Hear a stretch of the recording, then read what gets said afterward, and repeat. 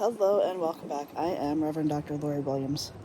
And today I want to talk to you about our thoughts.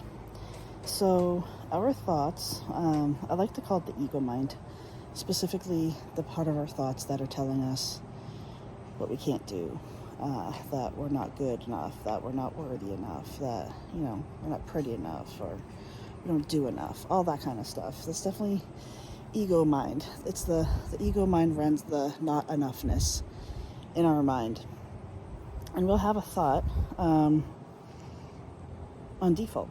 Literally, our programming for our mind is all default programming until we actually take the time that we need that we need to take in order to become more aware of the thoughts that we're having and the programming that we have within those thoughts.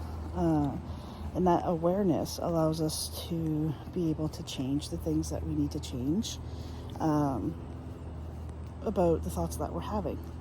Because unfortunately, when we have our thoughts, we give them way too much power and control over us. And we see them as truth and we see them as fact.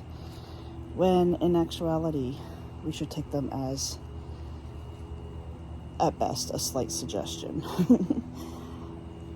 I've always said to people, our thoughts are suggestions, our emotions are showing us where we're out of alignment.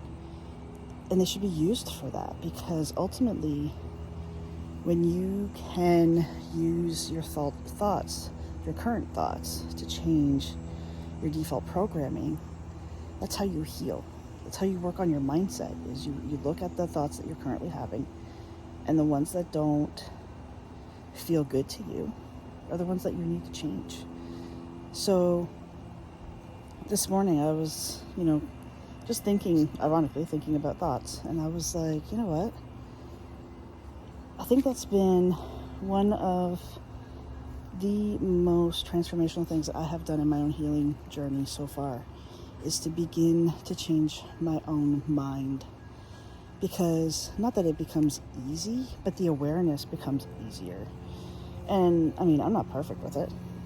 I can sit there and be consciously aware of my thoughts for a while, and then all of a sudden, kind of get into the regular day-to-day life and humanness of things, and it all goes away. But I can bring myself back to it very easily now and recognize of that's old outdated programming, or that's a thought pattern I don't plan to repeat.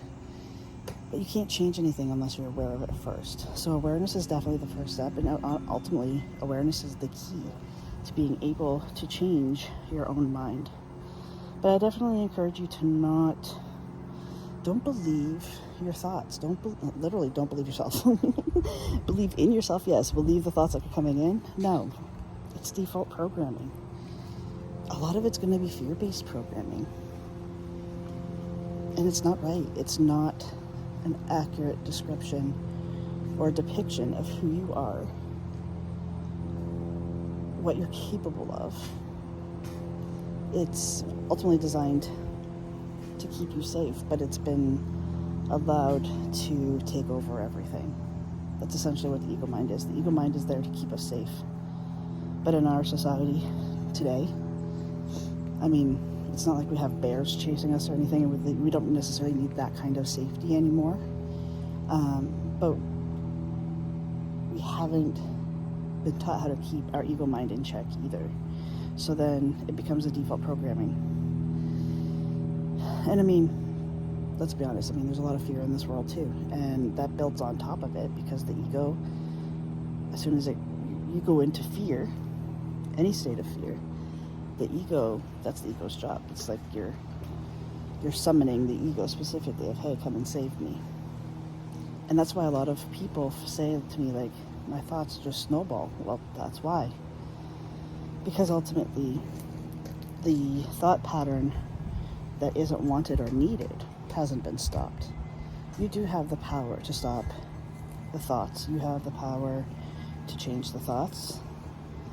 You just got to keep going with it. You got to stay on top of the awareness. And are you going to be perfect with it? Absolutely not, but that's not what it's about. As soon as you recognize that, you've fallen off off the path, pick yourself up and start again. It really is that simple. We don't have to complicate things. Unfortunately, I think we do that far too often, and if we can start to find the simplicity in some things to actually help us to grow and to nurture ourselves, we're going to be better off for it. And this is one of those things. Thank you so much for joining me today. I'll see you back here next time.